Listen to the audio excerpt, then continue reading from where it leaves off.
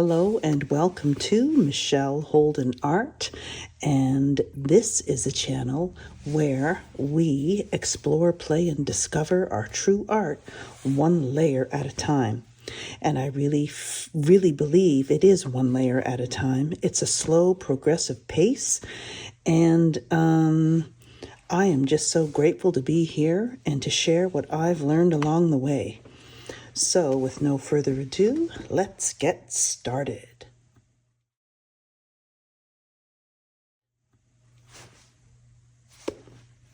So, today's video is part 2, continuation of part 1 last week, where I decided to take a break or go further from the art journal, which you know I use a lot, and to create a 4 abstract mini-series, which is just a great practice when you work in this size.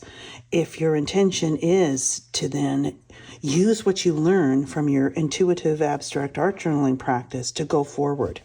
And I believe, at least my process, the one I'm sharing with you, is all about the layers, intuitive marks, shapes, and textures, and we'll see that in part 2. So I was watching my video of this series, which I will leave in the card right up here in the top right hand corner, and you can check that out. I believe it's a 3-part as well, and it was one of my first little mini-series on watercolor paper, and I like to use a little clip to keep it all together. And I used it because I needed reference as to the sequence of layers that I really liked. And so I did that. And because I realized I did not use my self-reflection PDF, which is available for you if you hop on, join my email list with lots of things coming in the future, and you can get your very own. You can use it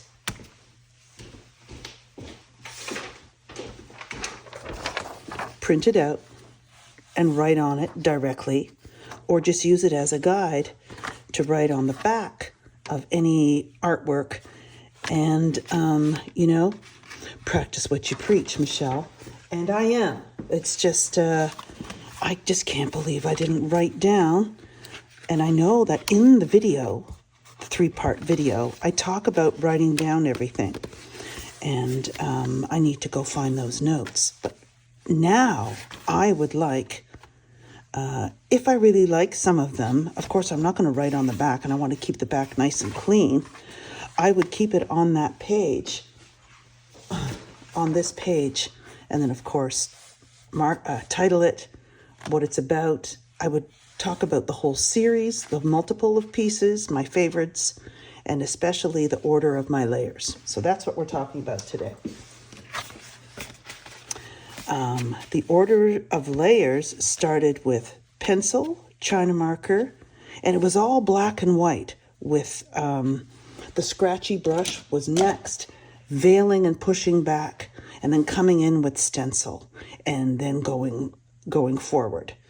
But at this part, this stage of this little 4 series, I realized that I really want to add more white rather than being a shape, and push some things back.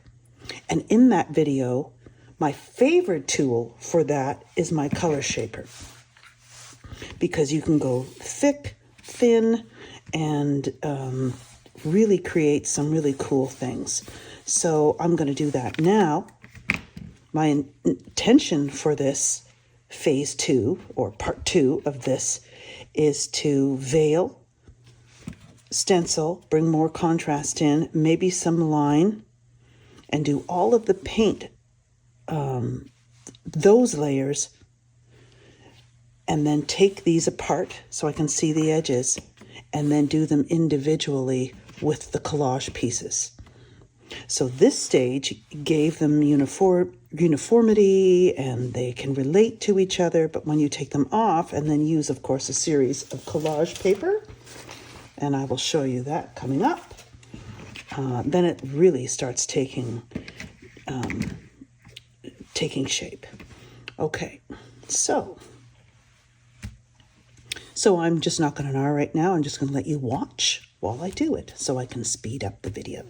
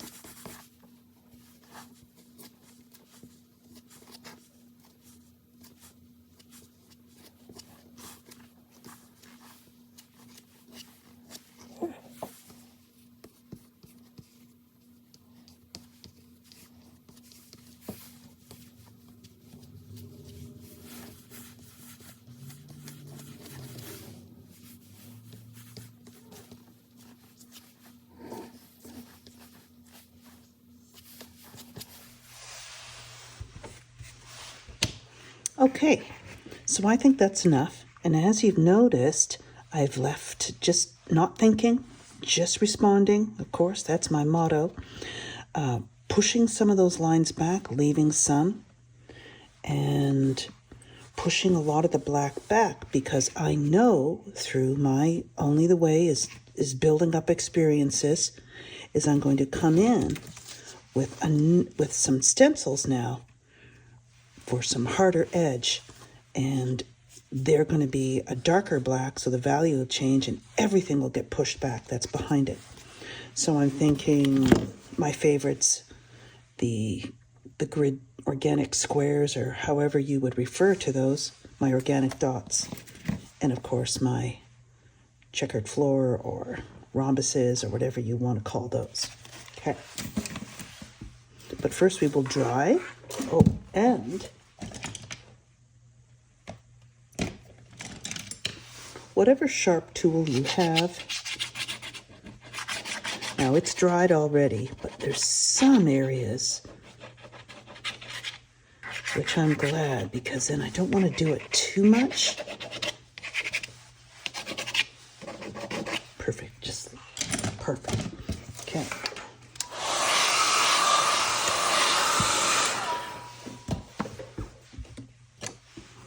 So through experiences, I love my fluid black, but I'm not going to use it for stenciling. To have a nice clean edge, you need a nice heavy-bodied, and I just use the Mars Black Liquitex.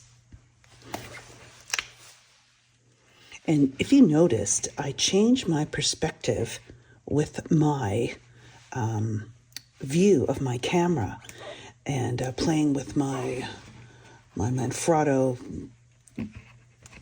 lens, whatever you call it, multi camera holder or whatever, and it's really cool. But I was watching some of my videos and it was too close, so I think this is just right. And if we need a close-up, we can always lift it up like so, or zoom in for a moment and zoom out. So I'm going to use I'm going to use a nice fresh makeup sponge, because I know that the paint is nice and thick, this is dry, and I'm going to get a nice crisp edge. So what I like to do is place my stencils near the black, because then it'll push whatever used to be black, and you get that overlapping, and then of course you get these amazing. Right now I'm just thinking about what would be, oh, and you know what? I did not rotate. Let's go this way, just so I don't get too precious. Right here.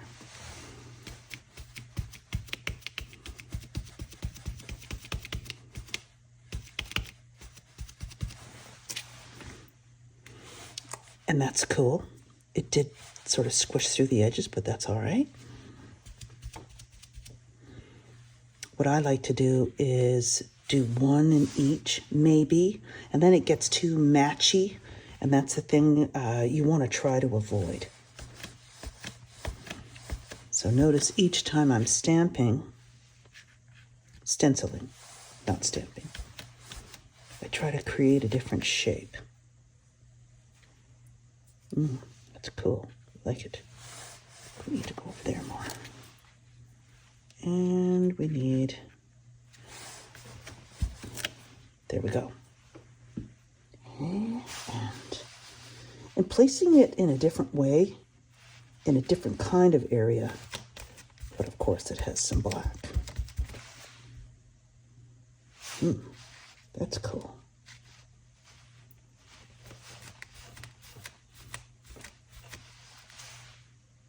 I'm going to just experiment. I'm going to dampen my brush. It's so nice that you can see all my stuff this way. This is great. I'm going to put some on the brush, but I don't want it to be just dampened, not wet. And I want to see the difference here.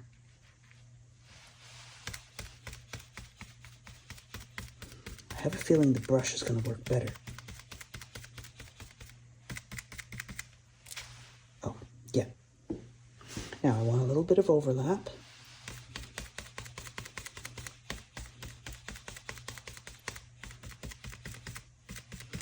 And subscribers out there from last week, because I am recording it, I'm trying to get ahead with my, when I work in a series, it's great for me too, because then I see the forest through the trees and know where I'm going, and I can work ahead. So I think I'll do this for a little while. Thank you for your wonderful comments. And it took me a long time to be able to do this and talk. And but it's not any different than what I do at school when I'm teaching, doing my think alouds. And I've always been teach on the fly kind of an approach, which is tricky because when you're really creative, sometimes I can transfer or switch over too quick. And I have to be careful because my students are just young. It's like, whoa, I did that too quick.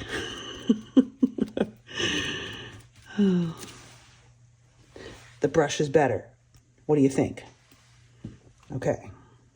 I'm liking it. Okay, we need to switch. Now, diamonds or squares? Yeah. Yeah. All right. So I'm going to put them over the black area, but just, and you want to go off the edge,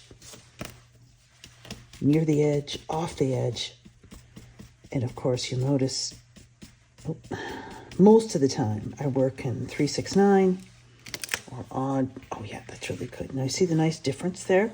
Those are tiny, these are squares, those are small, those are big.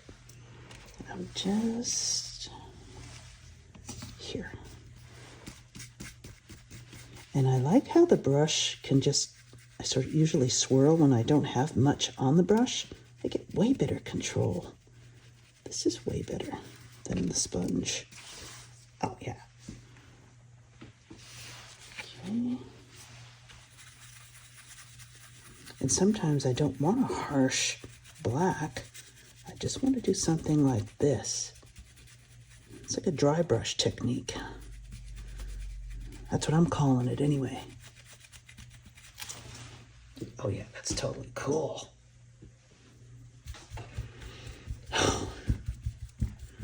So, just not, I have 251 videos. I know I should have way more subscribers than in the ratio of the amount of videos I have. But you know what? It is what it is. And I was looking at when I started this, which was in 2019. So we're moving along. So that's another milestone for me. So I have 250 videos and going strong. So don't worry about me going anywhere at this point, at least. So please, I would love to grow this channel, make some courses, and keep doing what I'm doing. How about you? Okay, this is great. I think I'm going to stop while I'm ahead. So, thinking aloud. So after I finished that, and I noticed these lines that are way back there. And remember, if you checked out last week's video, so go check that out first because you can see it in sequence. And that's the important thing too. When you sign up for my course coming, you'll see everything will be in a proper scope and sequence, which is way better for your learning.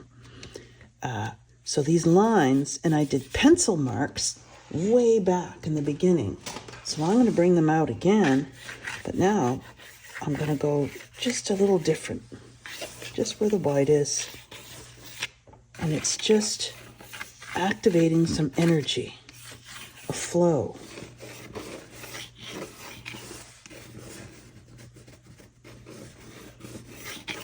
Okay. All right. I haven't put any texture on yet. I don't think I'm going to worry about that because when you compare this series and when you sign up for my course coming up soon, we're not going to get into crazy color. We're just avoiding that as much as we can. We're going to use black, white, and 2, at the most, 3 colors. So you can explore, and we're going to think about value more than color. We're going to work in a simple palette and a monochromatic palette. So that's what I'm finding. And you just bring in like a bit of color. And once I peel all the paint, and I think I'll do that for this video because I can't wait. I can't wait any longer. This is the kind of collage that I may or may not put. And the type of collage that I use and will show you how I make it is transparent or translucent. And I use various types of papers, coffee filters, whatever I can find. And it is called parchment tracing paper. So I will be showing you how to do that. Freehand and with a jelly print. So I'm just going to pause this video for a moment. And actually, I'm going to not talk. I'm going to peel the tape because it's really cool to watch. Oh. I think we need to warm it up first with the dryer.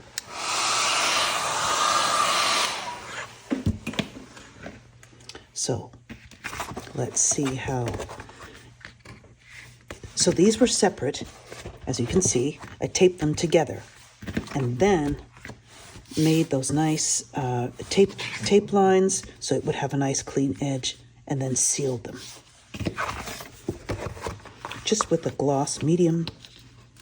I think I'll do that side last. I'll do the front here. If this takes too long, I will just, of course, do this in time lapse. Now, there's no collage to worry about ripping. That's the thing. That's where you need. So it did bleed a little bit. Oh well.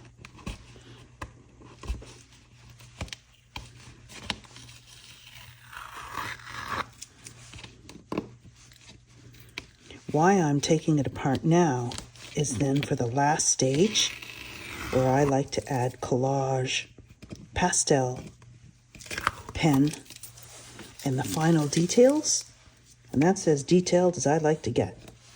Then the individual piece can come through while still relating because of the color, the palette, and maybe some common words, text. And you know that I love. But I'm running low. I have to go do a search.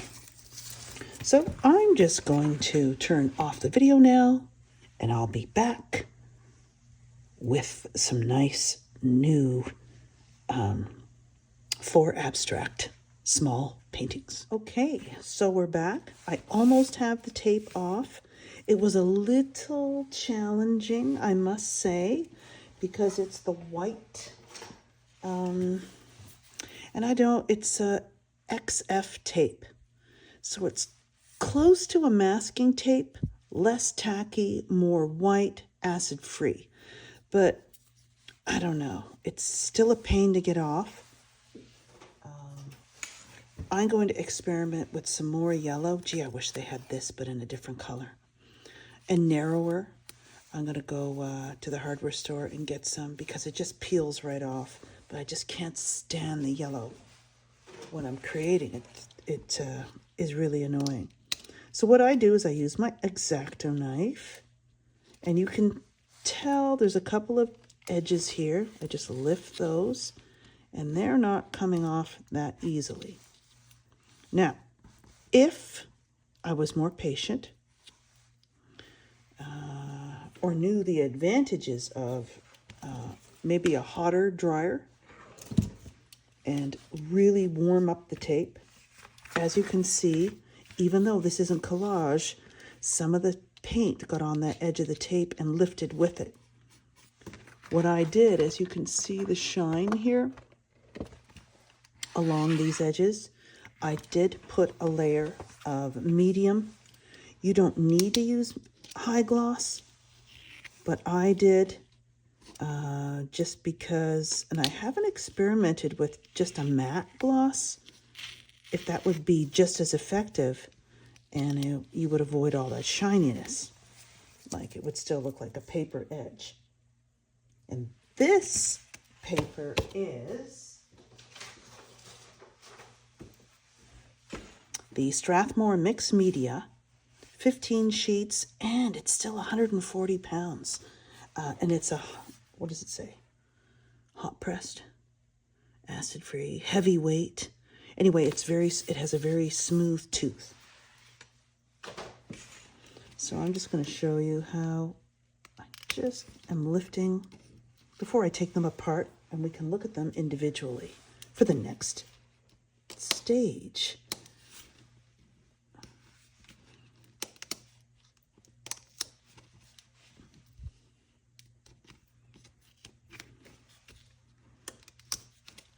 Okay.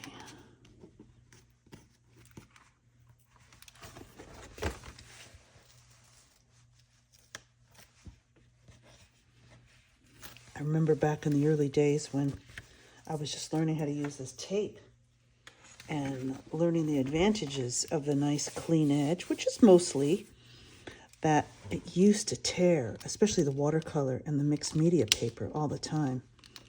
I've tried different things, but what I find, see there, it tore there, it lifted up. And I'm wondering, on some edges it lifts, some it doesn't.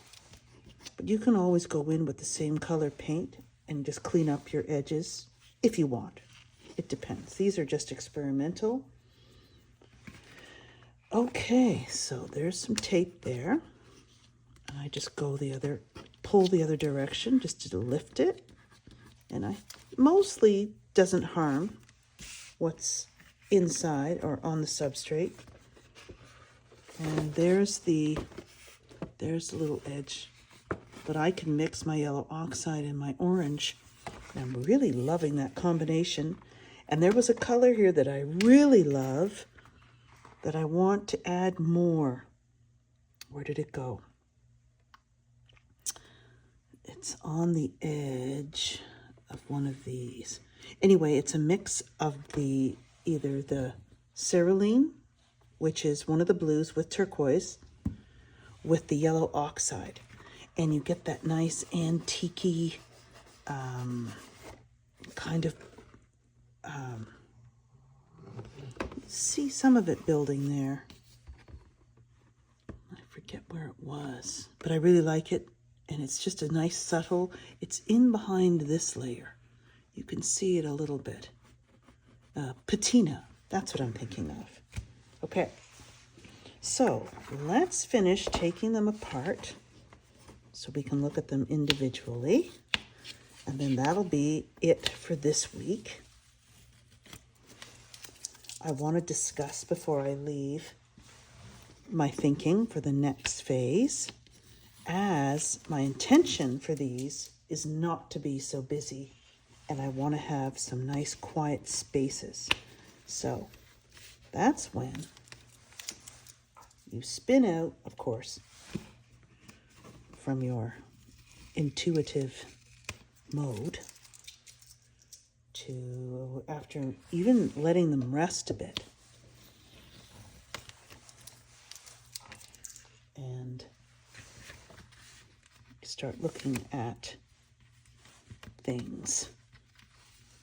There will be a glazing layer that I usually come in with now, and it's very beneficial because it really allows things to pop. All right, let's see what we have here. So let's look at one at a time, and then we'll rotate them. So there's that. I like the tall, and this tells me could really go both. Look at, see how it's almost like a mirror, but this is faded. I might push that more. Actually, I'm going to do that right now. See, things are so, you just never know what's going to happen here. Now I can do that because I know with my color shaper, I can stay in that little area. Oh yeah, that's pretty cool.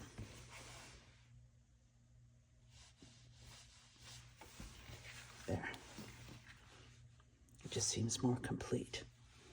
So, very nice. And I'm liking the added, you know, the different colors rather than the other one, it being more monochromatic. And I'm just going with my gut feeling here. I want this to be a little more opaque. Ooh.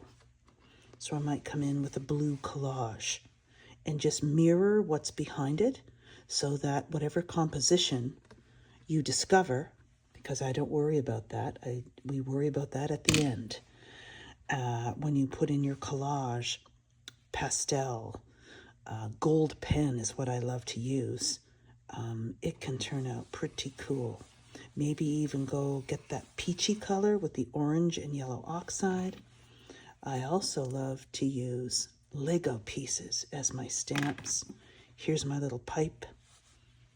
Circles, I use those a lot. You can see the paint building up. Dixie cups, maybe just one, and hidden in the back. Okay.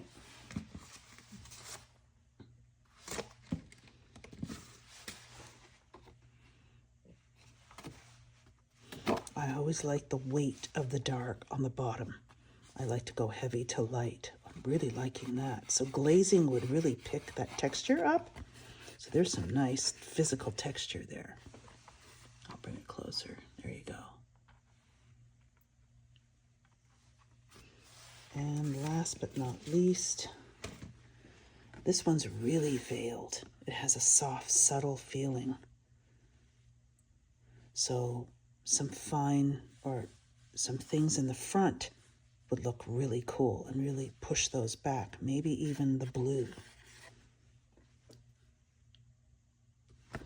Okay, so I'm just going to line them up horizontally. I'm going to just move my paint over because I usually am messy at this stage. Okay, So that is it for this week. Part 3 will be collage, pastel, and finishing touches. So I hope this mini series, or this series of videos for a mini abstract of 4, is really helpful to you. And this is where you can go once you start learning the intuitive abstract art journaling process and practice in your journals. And then you build up knowledge of layers and your marks, your shapes, and you discover your true art, one layer at a time. So don't forget to like and subscribe, and I will see you in the next video.